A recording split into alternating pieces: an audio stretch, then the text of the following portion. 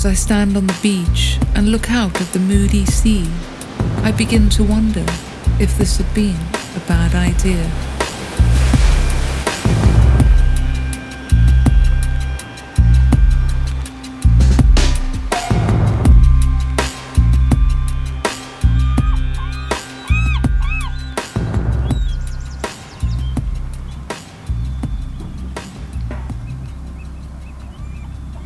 It's a bright Sunday morning, and I've decided to paddle across to the island of Lismore in the Inner Hebrides of Western Scotland.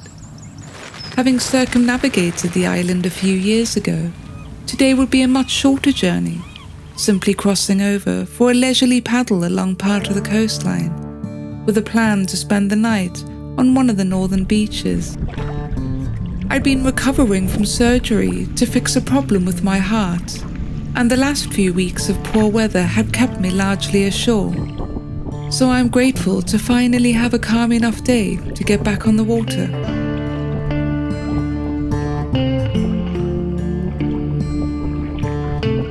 It's low tide, and the channel has many small exposed islands that I pass by, keeping an eye out for any oncoming vessels.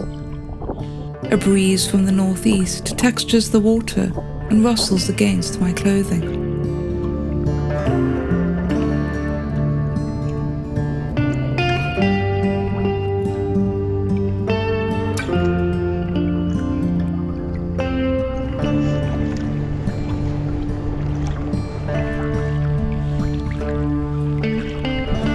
Having crossed over the strait, I reach the island's northern shore and make my way around it and into the large bay beyond.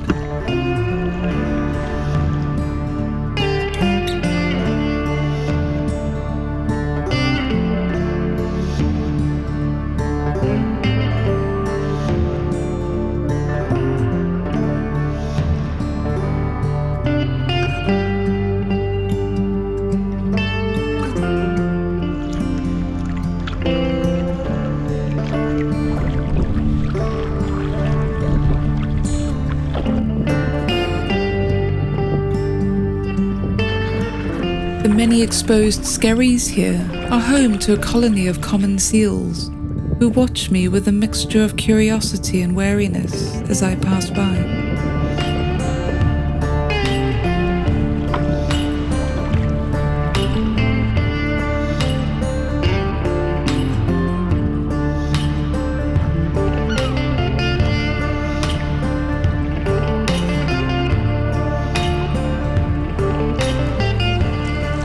I reach a bay called Pulvrohish, a Scots Gaelic place name that describes its appearance. It translates as pool of brose, brose being a kind of Scottish porridge, perhaps a reference to the way the tidal currents here swirl around the skerries like a boiling pot.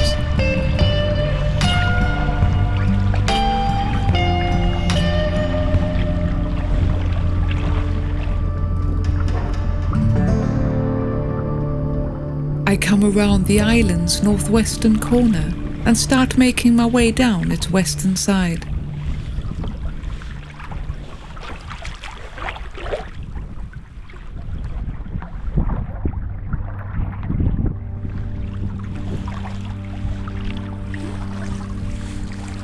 The name Lismore means Great Garden, a fitting description for this verdant island with its foliage that clings to the rocky shore and the crags above. Human presence here dates back to the Bronze Age, and subsequent residents have included both Celts and Vikings.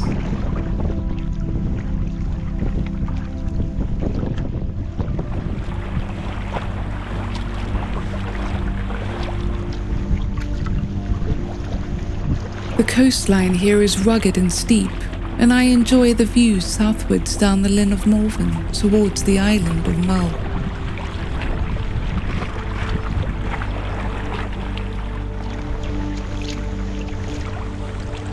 I reach the ruins of the 13th century Castle Coffin and take a short break before heading back up towards the top of the island. I notice that the wind appears a little stronger than the forecast had suggested. It's It's not especially bad, and perhaps it's because this is my first overnight trip since my recent surgery, but I couldn't quite shake a lingering sense of unease as I paddled along the coast here, wondering if I'd made the right decision to come out here. Ordinarily, a bit of wind wouldn't bother me, but I'm supposed to be taking it easy as my heart heals from the procedure.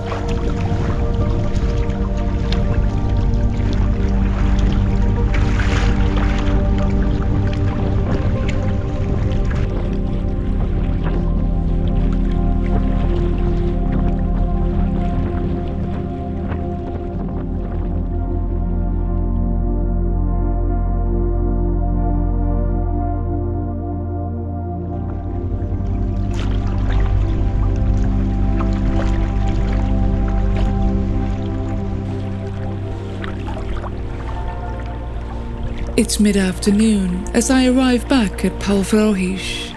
Landing here brings back warm memories of my circumnavigation trip a few years ago, when we'd landed on the beach alongside this one, after a tiring launch in some unfriendly October weather.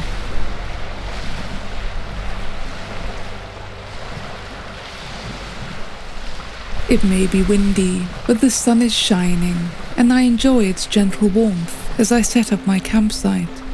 The fact that the wind keeps the midges away.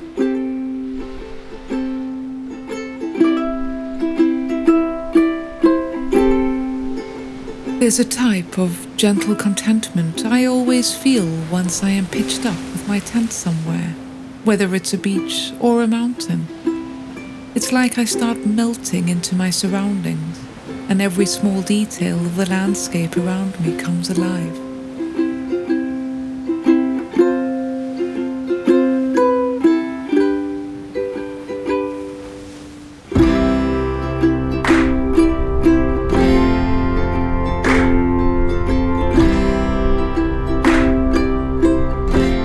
I'm sure my fellow kayakers will agree that sitting by your tent after a paddle, drinking something cool and refreshing, whilst enjoying a spectacular coastal view, is one of the greatest feelings in the world.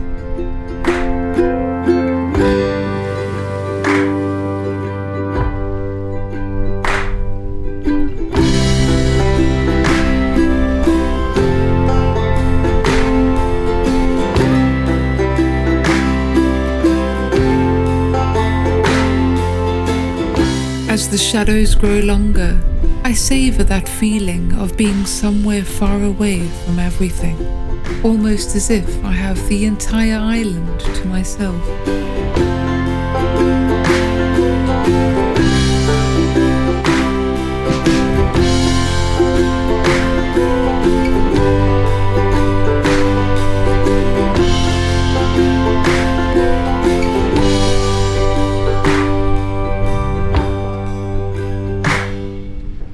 After all the recent stress of my surgery and the aftermath of recovery, I'd been longing for these moments when I'm out on an adventure, breathing the fresh air and enjoying some solitude.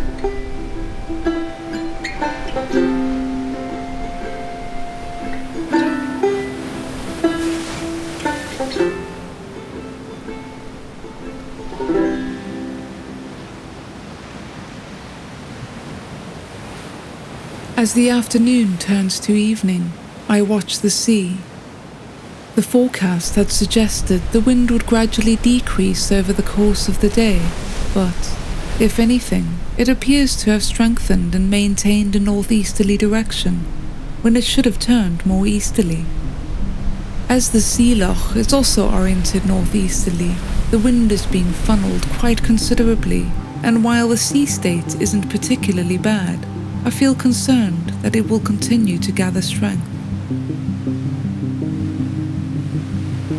I settle in for the night as the waves break loudly on the shore. I call my partner and mention to him that I feel a bit uneasy about the increasing wind strength, before falling into a restless state of half sleep.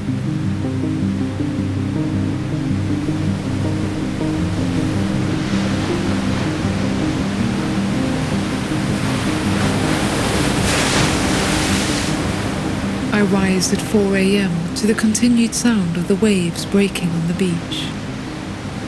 Out to sea, the surface of the water has many whitecaps. The tide is still coming in, and the wind is blowing against it, and I hope this will calm down somewhat before my planned launch at high water in 2 hours' time, when this area should get an hour or two of slack tide. But my sense of discomfort grows. What happens if it doesn't calm down? That unease that had been lingering since I launched yesterday morning becomes full-blown regret for coming out.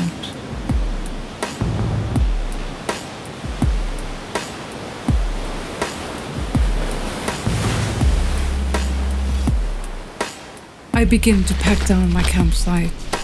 The wind is still being funneled, and the water is a lot choppier than I'd like, but I have to launch soon to take advantage of the high tide. My sense of discomfort is overridden by stubborn necessity, as I have to get back in time to start work in a few hours. I just hope that paddling into the wind won't be too strenuous for my healing heart to handle.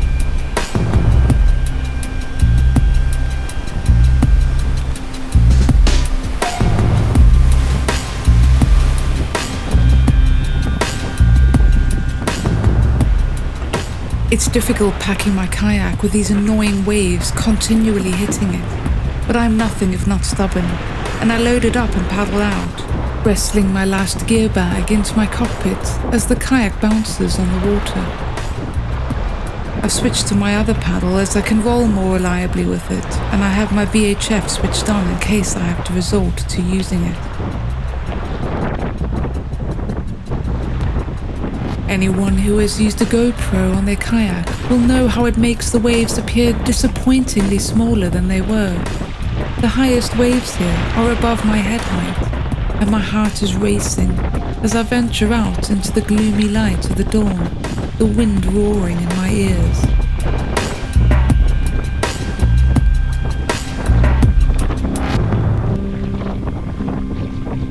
I paddle out from the headland and across the bay at Port Ramsay. Although this should now be slack tide, I can still feel a noticeable flow pushing me northwards across the bay, and its now submerged skerries, which create rougher patches that I manage to avoid. My heart is pounding in my chest as I wonder what the water will be doing in the strait between the island and the mainland. I get to the point where turning back would be no easier than pushing forward.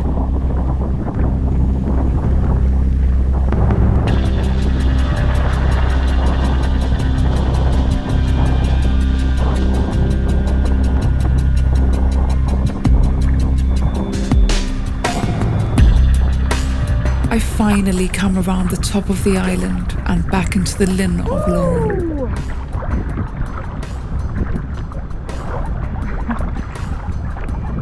That was gnarlier than I'd have liked. I can see my launch point across the water, and I am relieved to find that the water is considerably calmer here. It's taken me almost an hour of hard paddling into that headwind to get here, and I'll admit, I feel a bit shaken by the experience.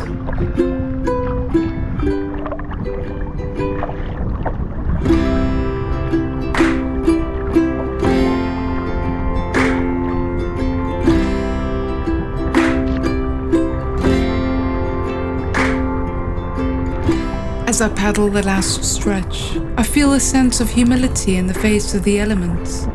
A reminder that the forecast isn't always going to pan out as expected, and that we should always take that into consideration. Perhaps this had been a case of too much too soon after my surgery, but at least it had turned out all right in the end.